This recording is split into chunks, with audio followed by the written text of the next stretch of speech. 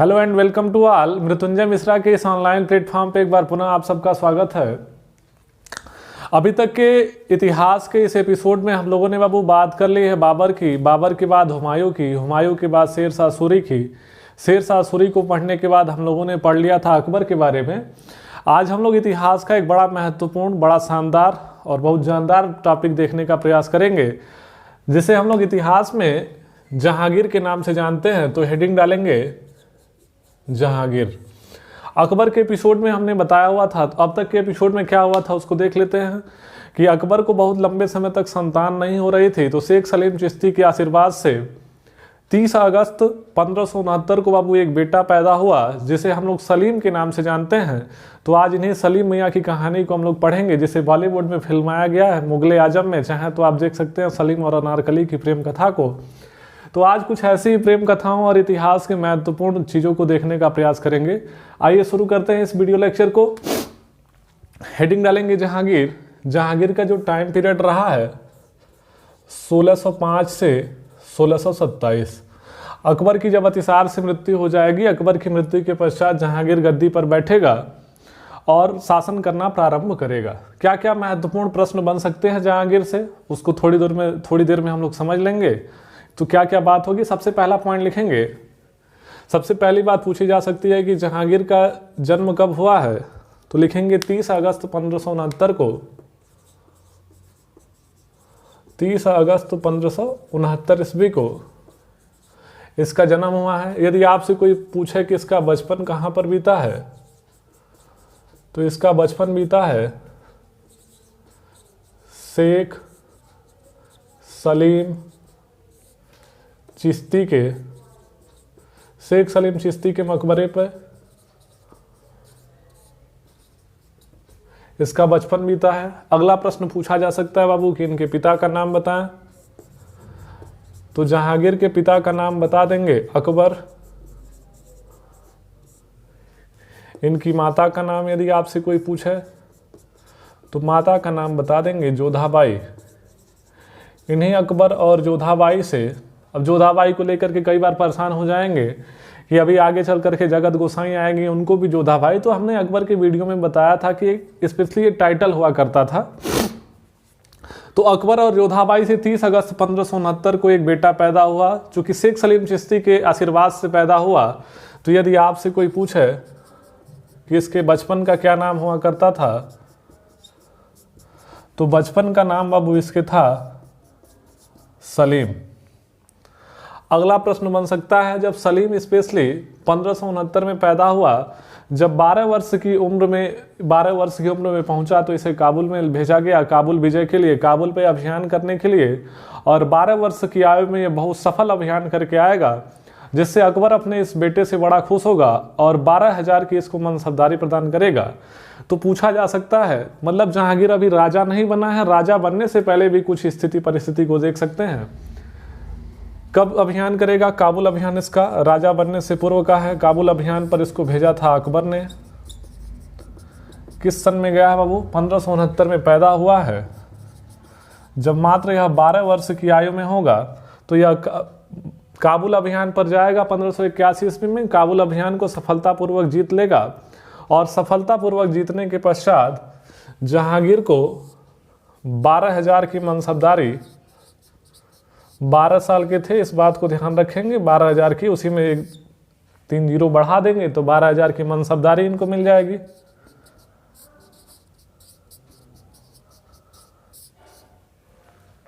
इसके अलावा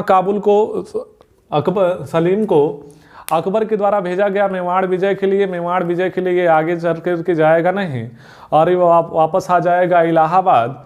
और इसको मनाने के लिए, जहांगीर को मनाने के लिए अकबर ने भेजा हुआ था अबुल फजल को, लेकिन वहाँ के तत्कालीन समय के गवर्नर रहे वीर सिंह बुंदेला के द्वारा जहांगीर के कहने पर अबुल फजल की हत्या कर दी जाएगी। इस बात को भी आप महत्वपूर्ण तौर पर ध्यान रखेंगे।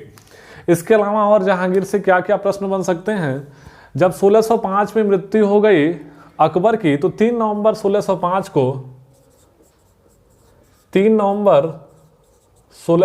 को जहांगीर ने 3 नवंबर 1605 को जहांगीर ने मुगल गद्दी को प्राप्त किया था, इस बात को ध्यान रखेंगे। 3 नवंबर 1605 को जहांगीर ने मुगल गद्दी को प्राप्त किया और गद्दी प्राप्त करने के तुरंत बाद जहांगीर ने 12 महत्वपूर्ण आदेश दिए। जहांगीर ने 12 महत्वपूर्ण आदेश दिए, इस बात को ध्यान देंगे। क्या क्या आदेश दिए, इन सब का एक स्क्रीनशॉट ले लें, उसके बाद बताते हैं कि कौन कौन सा इनके द्वारा 12 महत्वपूर्ण आदेश दिया गया है।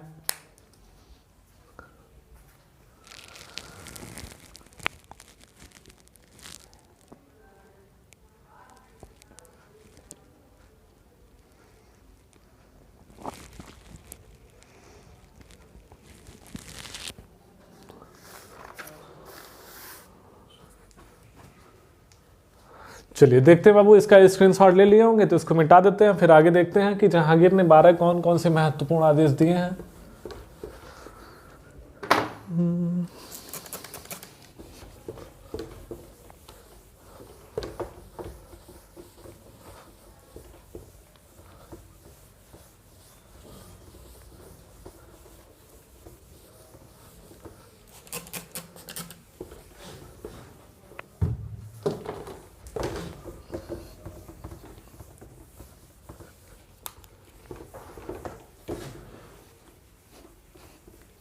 हेडिंग डालेंगे जहांगीर के 12 प्रमुख आदेश।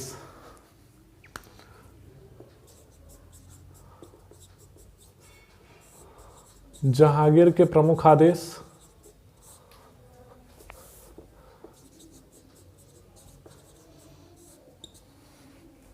सबसे पहला आदेश इसने क्या दिया, इसने बाबू तालाब, नहर और सराय बनवाने का आदेश दिया।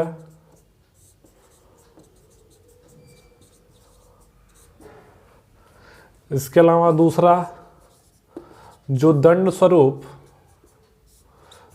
नाक और कान काट दिए जाते थे, दंड स्वरूप नाक कान काटने की सजा को समाप्त किया। इसके अलावा तीसरा, अकबर के शासनकाल में जो जिस पद पर था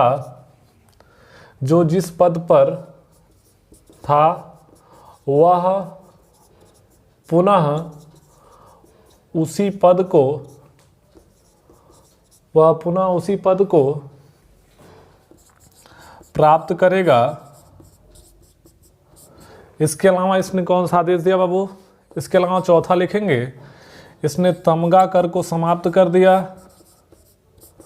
तमगा कर को समाप्त कर दिया। इसके अलावा क्या हो, पांचवा आदेश इसका था। पांचवें आदेश में जहांगीर ने कहा कि यदि कोई व्यक्ति है, लिखेंगे उत्तराधिकारी की अनुपस्थिति में, उत्तराधिकारी की अनुपस्थिति में, उत्तराधिकारी की अनुपस्थिति में संपत्ति को सार्वजनिक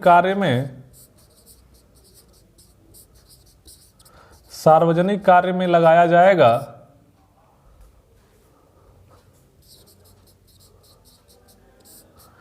ये इतनी बात महत्वपूर्ण हो गई। इसके अलावा वो छठा पॉइंट लिखेंगे, कोई भी कर्मचारी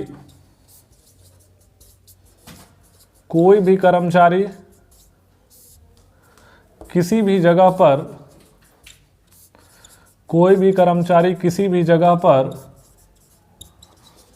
अवैध कब्जा नहीं कर सकेगा। ऐसा नहीं कर सकते हैं कि हेकड़ी जमा करके किसी भी राज्य की इस जमीन को आप कब्जा कर सकें। इसके अलावा क्या किया था, 7वां पॉइंट ऊपर लिख दे रहे हैं, नीचे जगह नहीं दिखाई देगी। 7वें पॉइंट में जहांगीर ने किया कि व्यापारियों के सामान की तलाशी, व्यापारियों के सामान की तलाशी बिना उनकी इजाजत के, यहां शायद ऊपर दिखाई नहीं दे रहा होगा, आप नीचे लिखते हैं इस बात को, व्यापारियों के सामान की तलाशी, इसको लिखेंगे, 1 मिनट मिटा देते हैं इसको अच्छे से। 7वां इसका जो आदेश था, लिखेंगे व्यापारियों के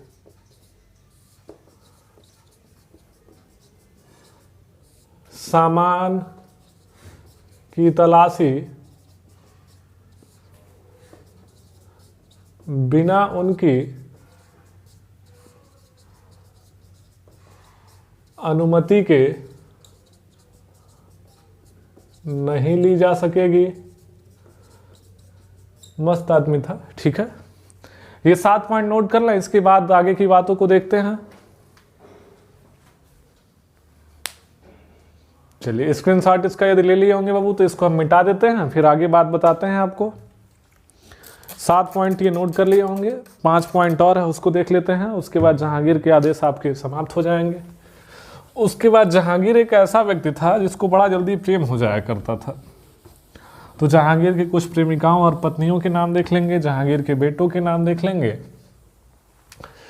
कुल मिला के जहांगीर जो है देखेंगे तो आगे चल करके सहिष्णु नीति अपनाएगा।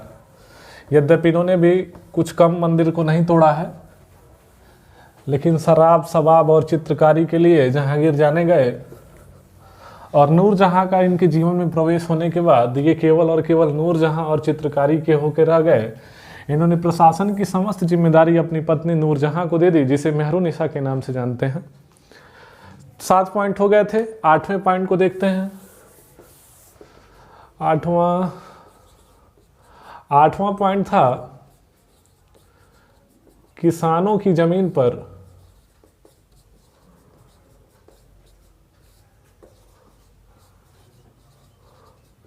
कब्जा नहीं हो सकेगा। 8 पॉइंट। 9वां पॉइंट, बिना शासक की अनुमति से, बिना शासक की अनुमति से कोई किसी को, बिना शासक की अनुमति से कोई किसी को जमीन नहीं देगा। बहुत बढ़िया। अब क्या होगा बाबू 10वां? 10वां लिखेंगे गुरुवार प्लस रविवार। गुरुवार और रविवार को पशुवध निषेध होगा बाबू। क्या होगा? और रोज मार सकते हैं, गुरुवार और रविवार को नहीं मार सकेंगे। इसका क्या कारण होगा? यदि आपसे कोई पूछे तो बताइएगा कि गुरुवार को हुआ है जहांगीर का राज्याभिषेक। तो यह कह रहा था कि हमारा राज्याभिषेक इस दिन हुआ है, तो इस दिन हम बहुत ज़्यादा कुछ लफड़ा करना नहीं चाहते हैं, इसलिए गुरुवार को जहांगीर का राज्याभिषेक नहीं होगा। गुरुवार को पशु का वध नहीं होगा, जहांगीर का राज्याभिषेक हुआ, इस बात को ध्यान रखेंगे। और रविवार को बाबू कहा था कि हमारे पिताजी का जन्मदिन हुआ करता था, अकबर का जन्म रविवार को हुआ था, इसलिए कहा कि पिताजी भी इस दिन पैदा हुए हैं, तो उस दिन किसी को मारने का कोई खास औचित्य बनता नहीं है। बात क्लियर हो रही है? 10 पॉइंट हो गए। 11वां लिख लेंगे नशेबाजी पर प्रतिबंध लगा दिया था। अपने परमानेंट लोड रहते थे, चूंकि राजा थे तो कोई दिक्कत नहीं था, बाकी लोगों के लिए नशे पर प्रतिबंध है। 11वां पॉइंट लिख लेंगे, बड़ा सिंपल सी बात है, गरीबों के इलाज के लिए गरीबों के इलाज के लिए मुफ्त अस्पताल खोले जाएं, अस्पताल खोले जाएं। यदि आप इस वीडियो लेक्चर को देख रहे हैं तो यह समान रूप से आपको जहांगीर से बनने वाले किसी भी परीक्षा में यदि इतिहास से प्रश्न पूछा जाएगा तो जिस किसी परीक्षा में आप बैठेंगे यदि जहांगीर से प्रश्न बनेगा तो इस वीडियो लेक्चर के माध्यम से आप उसको सॉल्व कर पाने में सफल होंगे। यदि यहाँ तक की बात क्लियर हो गई हो तो इसका एक स्क्रीनशॉट ले लें। स्क्रीनशॉट लेने के बाद आपको जहांगीर से बनने वाले कुछ अन्य महत्वपूर्ण प्रश्नों को बताते हैं। स्पेशली जहांगीर की 3 पत्नियों की और 1 प्रेमिका के बारे में आपको अगले इसको मिटाने के बाद चर्चा करते हैं। ठीक है, इसका एक स्क्रीनशॉट लेना, हम साइड हो जाते हैं और उसका स्क्रीनशॉट ले लीजिएगा।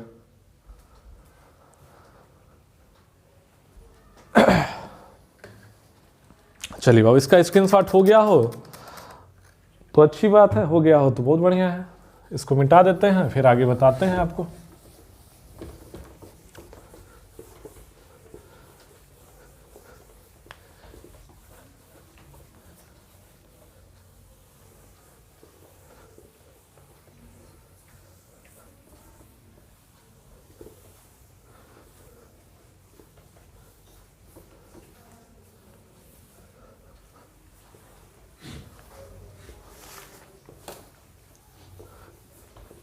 चलिए,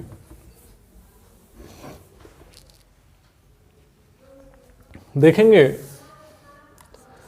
जैसे कहा जाता है ना कि जो बेटा या इकलौता बेटा जैसे कहा जाता है कि बड़ा बिगड़ैल हो जाता है चूंकि माता पिता का लाड प्यार बहुत ज़्यादा मिलता है, तो वैसे भी जहांगीर में अपने शहजादे हुआ करते थे और बड़ी मिन्नतों के बाद इनका जन्म हुआ था। तो अपने शहजादे जहांगीर मियाँ बचपन से ही काफ़ी बिगड़ गए थे।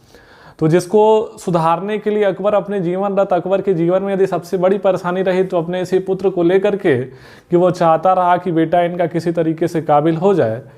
लेकिन अकबर के साथ देखेंगे और जहांगीर में इसी बात को लेकर के सबसे ज़्यादा मतभेद हुआ। तो यदि आपसे कोई पूछे कि जहांगीर की प्रथम पत्नी, तो प्रथम पत्नी बाबू इनकी आमेर के शासक भगवान दास की पुत्री मानबाई से हुआ था। तो प्रथम पत्नी यहाँ पे क्या क्या प्रश्न बन सकता है, कहाँ के राजा थे बता देंगे। आमेर के शासक का नाम था भगवान दास और उनकी पुत्री का नाम था मानबाई। तो जहांगीर की प्रथम पत्नी का नाम हुआ करता था मानबाई, और मानबाई को बाबू हम लोग शाह बेगम की उपाधि से भी जानते हैं। यदि आपसे कोई पूछे कि जहांगीर की किस पत्नी को शाह बेगम कहा जाता था, यह बड़ी धर्मपरायण महिला हुआ करती थी और अकबर अपनी इस पुत्र वधू को सबसे ज़्यादा मानता था। तो जहांगीर और मानबाई से एक बेटा हुआ, जहांगीर भी यहीं पर लिख लेते हैं। जहांगीर और उनकी जो पत्नी है इनसे एक बेटा हुआ। बेटे का नाम यदि आपसे कोई पूछेगा तो बेटे का नाम बता देंगे खुसरो। यहाँ तक बात क्लियर है। दूसरी पत्नी के बारे में देख लेते हैं। इनकी जो दूसरी पत्नी थी मारवाड़ के शासक हुआ करते थे। मोटा भाई राजा उदय सिंह कहा जाता था। मारवाड़ के शासक राजा उदय सिंह की पुत्री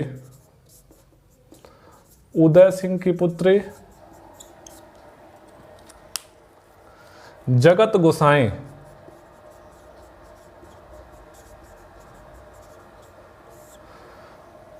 तो यहां से क्या क्या प्रश्न बन सकता है। यदि आपसे कोई पूछे कि जहांगीर की दूसरी पत्नी का नाम क्या हुआ करता था, तो बताएंगे मारवाड़ के शासक मोटा शासक राजा उदय सिंह की पुत्री जगत गोसाई के साथ इसका दूसरा विवाह हुआ था। मानबाई आगे चल करके पिता पुत्र के झगड़ों से तंग आकर के उन्होंने आत्महत्या कर ली थी, इस बात को भी ध्यान रखेंगे।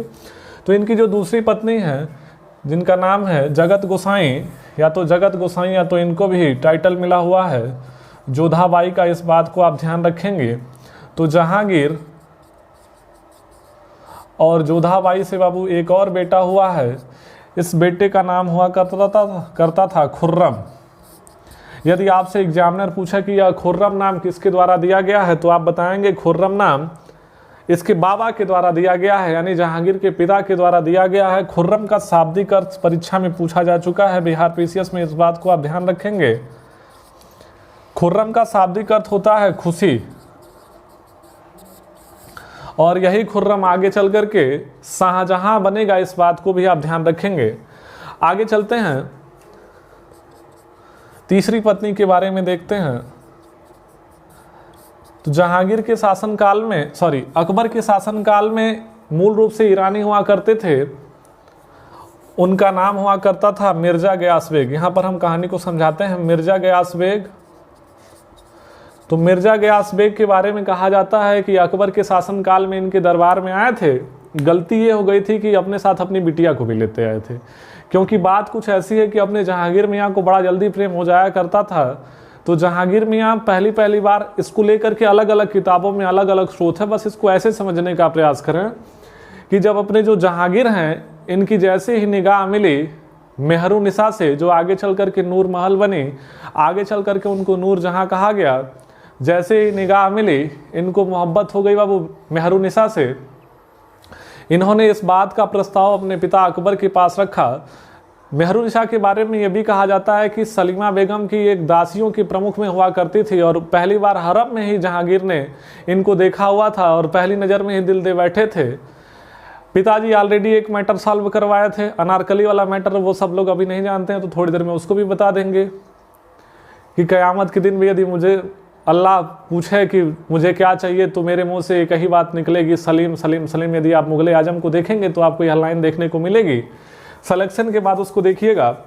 तो तीसरी पत्नी के तौर पर, और जो सबसे प्रिय पत्नी के तौर पर फेमस हुई, वो नूर जहां के नाम से जानी गई। तो इनको देखने के बाद अपने जहांगीर ने अकबर से कहा, पिताजी वंस मोर, एक अवसर हम और चाहते हैं। कहे कि यार हर बार तुम प्रेम करते हो तो कभी तो स्टेटस देख लिया करो। तो पिताजी से कहे, पिताजी लव इज ब्लाइंड, स्टेटस देख के थोड़ा प्रेम होता है।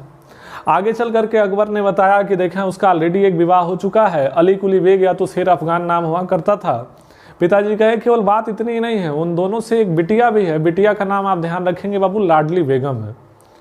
अंततोगत्वा जहांगीर ने इसी मेहरुनिसा से विवाह किया, और मेहरुनिसा के जीवन में आने के बाद जहांगीर ने अपने समस्त राजपाट ऐसे मान लीजिए लगभग त्याग सा दिया, और केवल उसके ज़िंदगी में दो कार्य रह गए, एक चित्रकारी करना पी करके, और दूसरा नूरजहां से प्रेम करना, और टोटली प्रशासन को नियंत्रण में कर लेगी नूरजहां। इतनी बात को आप ध्यान रखेंगे। क्या क्या हमने सुना उस बातों को लिख देते हैं। तो तीसरी पत्नी का यदि आपसे कोई नाम पूछे तो नाम बताइएगा नूरजहां। नूरजहां का यदि आपसे कोई मूल नाम पूछे तो बताइएगा मेहरुनिसा। इन्हीं का एक अन्य नाम है, इसको एक और उपाधि दी गई थी नूर महल की, इस बात को भी आप ध्यान रखेंगे। इनके माता और पिता का भी नाम आप ध्यान रखेंगे। यदि आपसे कोई इनके पिता का नाम पूछे कि नूरजहां के पिता का नाम यानी जहांगीर के इस ससुर का क्या नाम हुआ करता था, तो आप नाम बता देंगे मिर्जा गयास बेग, मिर्जा गयास बेग। और नूरजहां की यदि आपसे कोई माता का नाम पूछे कि नूरजहां की मम्मी का क्या नाम हुआ करता था, तो नूरजहां की मम्मी का नाम हुआ करता था बाबू असमत बेगम। उम्मीद करते हैं कि आपको यह वीडियो लेक्चर अच्छा लग रहा होगा। इतिहास देखें एकदम बॉलीवुड सिनेमा है, बशर्ते बॉलीवुड सिनेमा कल्पनाओं पर आधारित है, और इतिहास से यदि शुरू से बात की जाएगी, आपको धीरे धीरे करके एक एक टॉपिक यहाँ पर डिलीवर होंगे। तो इतिहास शब्द का शाब्दिक अर्थ ही होता है कि ऐसा निश्चित रूप से हुआ था। तो कहने का अभिप्राय यह है कि इतिहास में हम जिस भी कहानी को पढ़ेंगे उसकी जानकारी के लिए अपने पास कोई ठोस एविडेंस है, उसी के आधार पर हम चीज़ों को देखने और समझने का प्रयास कर रहे हैं। उम्मीद करते हैं यहाँ तक की बात क्लियर हो गई होगी। यहाँ से कुछ और प्रश्न बन सकते हैं। असमत बेगम को स्पेशली इत्र का निर्माण इन्हीं के द्वारा किया गया था। तो यदि आपसे कोई पूछे कि इत्र का आविष्कारक कौन है, तो आप बता देंगे इत्र का आविष्कारक के तौर पर जाना जाता है असमत बेगम को। और इत्र की नगरी यूपी स्पेशल जब कभी आप पढ़ेंगे तो इत्र नगरी स्पेशली कहा गया है कन्नौज को, इस बात को भी आप ध्यान रखेंगे। यहीं से कुछ और बात आपको बता देते हैं। मिर्जा गयास बेग, या तो इनको एक उपाधि दी गई है एतमा दुतौला की, एतमा दुतौला की उपाधि दी गई है। आपसे एग्जामिनर पूछेगा एतमा दुतौला का मकबरा कहाँ पर है, तो एतमा दुतौला का मकबरा आप बताएंगे बाबू आगरा में है।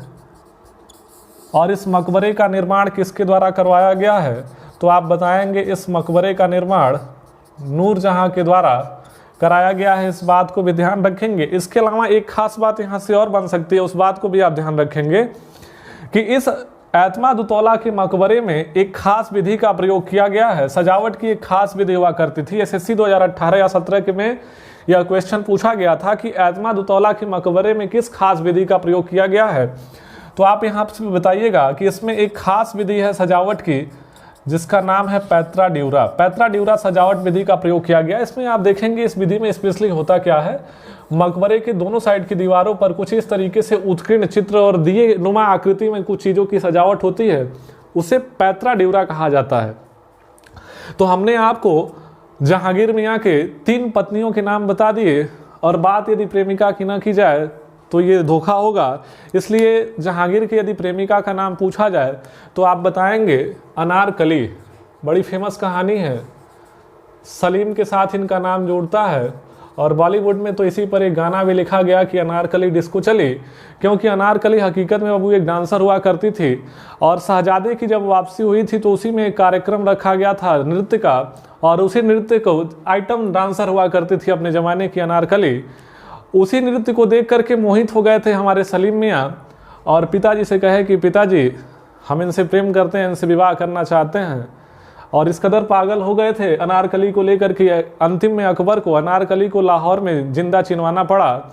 कभी भविष्य में जब कभी आपको लाहौर जाने का अवसर मिले, में भी हो सकता है जब कभी भी अवसर मिले तो आप जाएंगे तो अनारकली की कब्र को देखेंगे लाहौर में। प्रश्न यहाँ से एग्जाम में क्या बन सकता है, इस बात को ध्यान रखेंगे।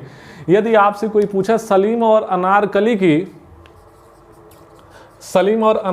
की प्रेम कथा का दंत वर्णन कहने का अभिप्राय सुन करके उसको इतिहास के तौर पर लेखन करने का कार्य किसने किया है, तो ऑस्ट्रेलिया के खिलाड़ी हैं बाबू, उनका नाम है एरोन फिंच। उन्हीं के भाई नहीं, मजाक कर रहे हैं, याद कर सकते हैं, विलियम फिंच। एरोन फिंच आप सब लोग नाम जानते हैं, भारत में क्रिकेट एक धर्म की तरह हो गया है। तो एरोन फिंच के नाम से आप इसको कोरिलेट करके विलियम फिंच याद कर सकते हैं कि सलीम और अनारकली की प्रेम कथा का दंत वर्णन किसके द्वारा किया गया है, तो आप बता देंगे विलियम फिंच के द्वारा। इसके अतिरिक्त यहाँ से कुछ और प्रश्न यदि देखे जाएं तो पूछा जा सकता है, जब पत्नी के नाम बता दिए तो बेटे का भी नाम बता देते हैं कि नहीं। यदि जहांगीर की संतान का नाम आपसे पूछा जाए कि जहांगीर का संतान कितने हुआ करते थे, तो इनके संतानों के नाम को देख लेते हैं कि इनके कुल कितनी संतानें रही हैं। तो 5 बाबू बेटा थे, बेटा का नाम बताते हैं। इनका एक बेटा था, उसका नाम हुआ करता था परवेज। एक बेटा था, उसका नाम था खुसरो। एक बेटा था जिसका नाम हुआ करता था खुर्रम। परवेज, खुसरो, खुर्रम हो गया। एक बेटा है बाबू जिसका नाम है शहरयार, और एक बेटा है जिसका नाम है जहान शाह। तो ये हमने आपको बता दिया जहांगीर के संतानों के नाम। उम्मीद करते हैं कि आपको चीज़ें बहुत अच्छी लग रही होंगी, मज़ेदार लग रही होंगी। तो ये सारी बात यदि आपको क्लियर हो गई हो तो साइड हो जाते हैं, इसका एक स्क्रीनशॉट लेना, फिर जहांगीर के बारे में कुछ और बातों को देख लेते हैं। चलिए, इसका स्क्रीनशॉट हो गया हो बाबू, तो आइए देखते हैं आगे कौन सा खेला होगा। जबरदस्त यह टॉपिक है, मजेदार सा, आसान सा। पूरा मध्यकालीन इतिहास यदि आप पढ़ेंगे तो देखेंगे रोमांच और रोमांस से ही भरा हुआ है। तो प्राचीन इतिहास यदि आप पढ़ेंगे तो प्राचीन इतिहास में देखेंगे मार धाड़ एक्शन है, मध्यकालीन भारत में रोमांच और रोमांस भरा हुआ है, और आधुनिक इतिहास में मार धाड़ एक्शन, रोमांस, थ्रिलर सब देखने को मिलेगा। जबरदस्त सिनेमा है। और इतिहास विषय का संबंध बाबू उसी तरीके से आप कह सकते हैं हमारे साथ है जैसे हनुमान और जामवंत का। हम लोग सोने की चिड़िया पढ़े हैं लेकिन जान नहीं पाए हैं कि हकीकत में भारत सोने की चिड़िया कैसे हुआ करता था। भारत को विश्वगुरु तो कहा गया, लेकिन भारत कैसे विश्वगुरु था, जब कभी आप सिंधु घाटी सभ्यता हम आपको पढ़ाएंगे तो आपको यह एहसास हो जाएगा कि हकीकत में भारत विश्वगुरु हुआ करता था। तो उसके पीछे कारण था, सिंधु घाटी सभ्यता की जब खुदाई चल रही थी, मोहनजोदड़ो में जब बृहत अन्नागार मिला, तो जो भारतीय पुरातत्व विभाग का महानिदेशक था ना बाबू जॉन मार्शल ने जब वहां पर बृहत अन्नागार और बृहत स्नानागार जब मिला तब तो ये पागल हो गया। कहा भारत वालों को ऐसे ही नहीं विश्वगुरु कहा जाता था, जब हमारे वहाँ देश में बाथरूम नहीं था तो ये लोग स्विमिंग पूल में नहाया करते थे। आप सोच सकते हैं कितनी ज़बरदस्त हमारी संस्कृति रही है। तो इतिहास के एक एक टॉपिक को अच्छे ढंग से कवर किया जाएगा। इतिहास के साथ साथ अन्य विषयों पे आगे आने वाले कुछ दिन में आपको लेक्चर दिखाई देंगे, जो आगामी जीआईसी परीक्षा, आरओ परीक्षा, एआरओ परीक्षा इत्यादि परीक्षाओं में आपको समान रूप से लाभकारी सिद्ध होंगे। बस आपकी केवल एक जिम्मेदारी बनती है कि आप हमारा तहे दिल से सपोर्ट करें। बाकी आपसे कुछ नहीं चाहते हैं, आप सपोर्ट करेंगे तो आपको यहाँ से भरपूर कंटेंट और उपयोगी कंटेंट जो परीक्षा के लिए होंगे वो मिलते रहेंगे। बाकी यदि आप हमारी ऑफलाइन क्लास को ज्वाइन करना चाहते हैं तो हमारे गोरखपुर के ऑफलाइन सेंटर पर भी आकर के सामने से बैठ कर के चीज़ों को पढ़ सकते हैं। चलिए अब देख लेते हैं जहांगीर से और क्या क्या बातें महत्वपूर्ण बन सकती हैं। 1605 में वो ये गद्दी प्राप्त किया था। 1605 के बाद अगला जो प्रश्न ध्यान देंगे, 1606 और 7 में, 1606-7 में इसने कांधार के शासक शाह अब्बास को पराजित किया था। इस बात को आप ध्यान रखेंगे।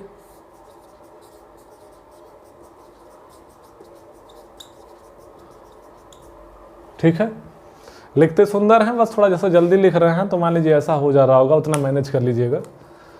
अगली बात लिखेंगे, क्या अगला महत्वपूर्ण प्रश्न बन सकता है, यदि इसकी धार्मिक नीतियों में देखें कि धार्मिक सहिष्णुता कितनी थी, तो गुजरात में जो जैन धर्म के अनुयायी थे, जिनको जैनियों लिख सकते हैं सामूहिक रूप से, गुजरात में जैनियों से इसने गुजरात छोड़ने का आदेश दे दिया था। इस बात को भी ध्यान रखेंगे। और क्या प्रश्न बन सकता है, कांगड़ा जीतने के बाद, कांगड़ा बोले तो हिमाचल प्रदेश, कांगड़ा जीतने के बाद गाय काटकर बाबू जश्न मनाया था। इस बात को आप ध्यान रखेंगे। गाय काटकर जश्न मनाया था। और क्या किया था, इसके बारे में कहा जाता है 1612 में इसने सबसे पहली बार, यह पहला ऐसा मुगल बादशाह था। हुमायूं के टाइम पीरियड में देखेंगे तो रानी कर्णवती ने भेजा हुआ था, लेकिन रक्षाबंधन मनाने का जो श्रेय मिलता है तो इसने रक्षाबंधन मनाया था।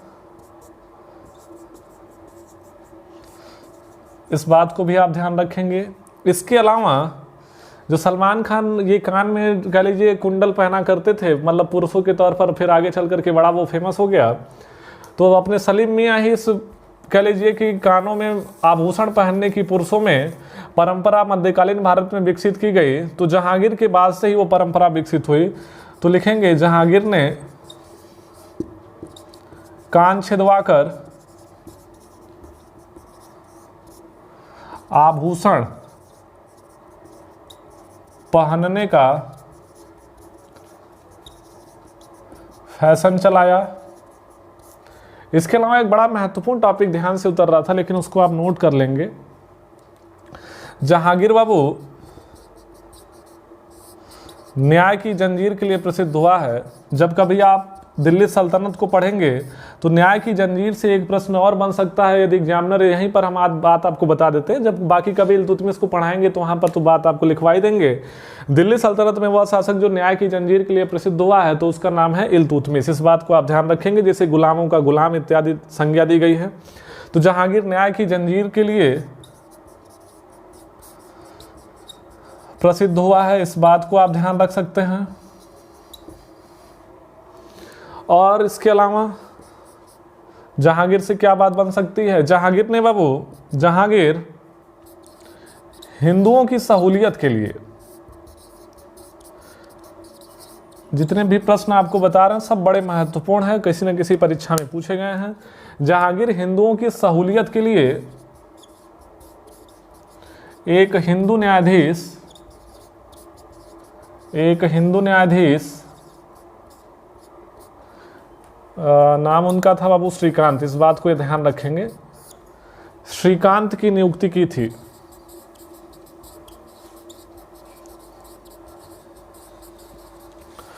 और जहांगीर के बारे में कहा जाता है जहांगीर एक बहुत जबरदस्त चित्रकार हुआ करता था। इसकी चित्रकारी पर एक सेंटेंस हम बोल देते हैं, लिख लीजिएगा आप सब लोग, कि इसने कहा था कि किसी के द्वारा, किसी चित्रकार के द्वारा कोई भी चित्र बनाया गया हो, मेरी आंखों पर पट्टी बांधकर बस केवल मेरे हाथ से स्पर्श कराया जाए, मैं आपको यह बता सकता हूं कि यह चित्र किसका है और किसके द्वारा बनाया गया है। मतलब समझ सकते हैं कि कितनी बारीकियों से इसको चित्रकला का ज्ञान हुआ करता था। तो यहाँ से एक एग्जामिनर आपसे प्रश्न बना सकता है कि किसके शासनकाल को चित्रकला का स्वर्णकाल कहा जाता, तो जहांगीर के शासनकाल को चित्रकला का स्वर्ण काल कहा जाता। यहां तक बात क्लियर हो गई हो? इसका एक स्क्रीनशॉट लेंगे, जहांगीर से बनने वाले अगले कुछ प्रश्नों को देखेंगे, तो इसका एक स्क्रीनशॉट लीजिए, फिर आगे देखते हैं। जहांगीर मियां, चलिए बाबू स्क्रीनशॉट यदि हो गया हो तो आइए देखते हैं आगे।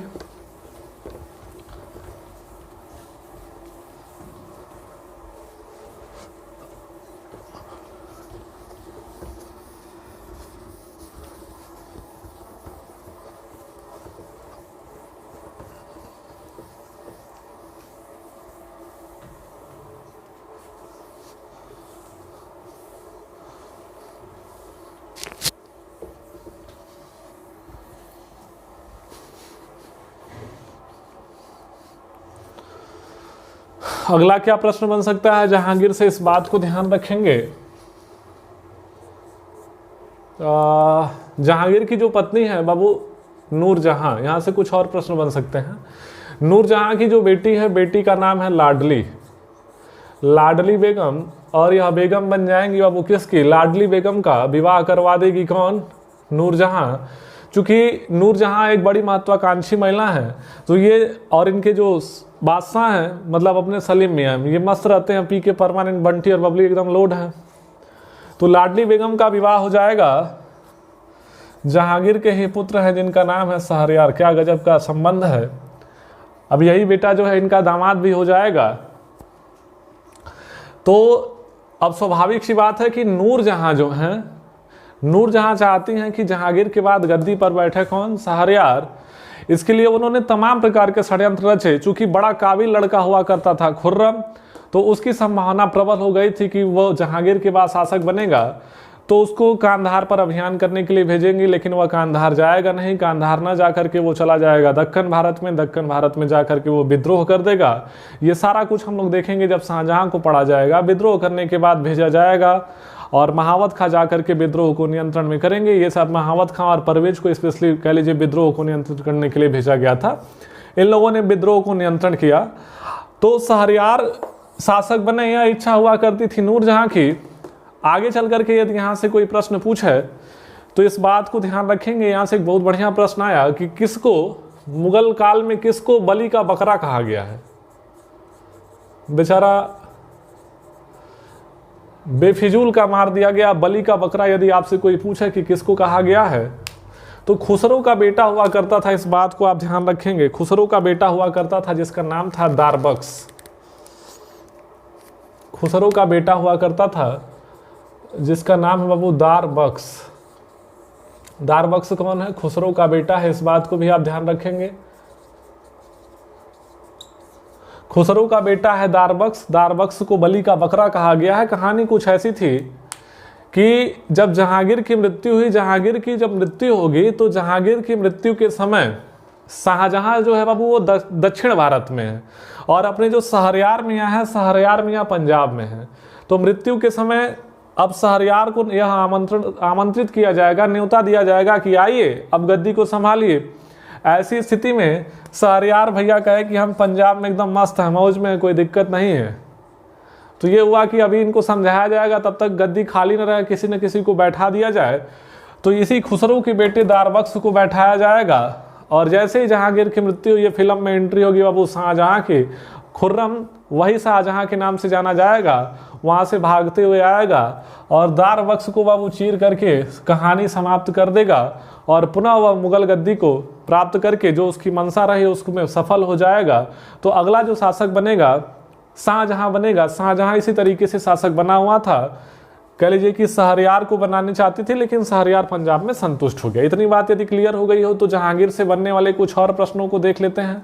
जहांगीर के बारे में कहा जाता है कि ब्राह्मणों प्लस मंदिरों को इसने कुछ दान दिया हुआ था। यदि आपसे कोई पूछे कि इसकी जानकारी का कौन सा स्रोत है तो बता देंगे कि वृंदावन के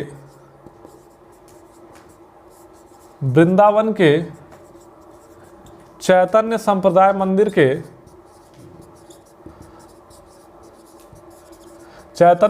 मंदिर के अभिलेखों से इस बात की जानकारी प्राप्त होती है कि ब्राह्मणों और मंदिरों को जहांगीर के द्वारा दान दिया गया था। इस बात को भी आप ध्यान रखेंगे। इसके अलावा आप एक महत्वपूर्ण बात ध्यान रख सकते हैं कि सूरदास को संरक्षण इसी के शासनकाल में हुआ है और सूरदास ने ही इसके शासनकाल में सूर सारावली की रचना की है। इस बात को भी आप ध्यान रखेंगे। तो अगला प्रश्न आप नोट करेंगे कि सूरदास को संरक्षण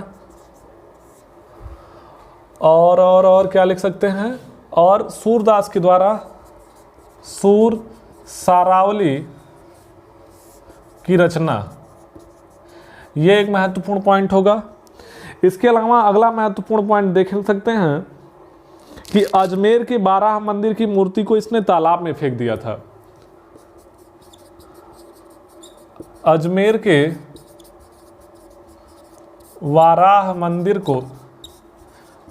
मंदिर की मूर्ति को तालाब में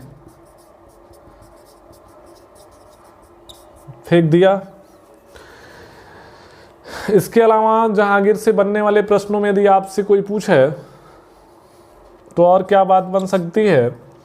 यदि आपसे कोई पूछे कि जहांगीर का मकबरा कहाँ पर है बाबू, तो जहांगीर का मकबरा आप बता देंगे लाहौर में।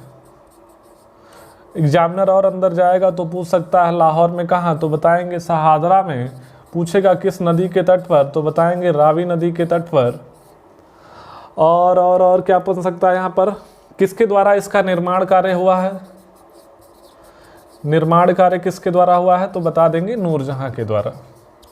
नूरजहां के माता पिता का नाम बता दिया, नूरजहां ने क्या क्या कार्य किया ये हमने आपको बता दिया।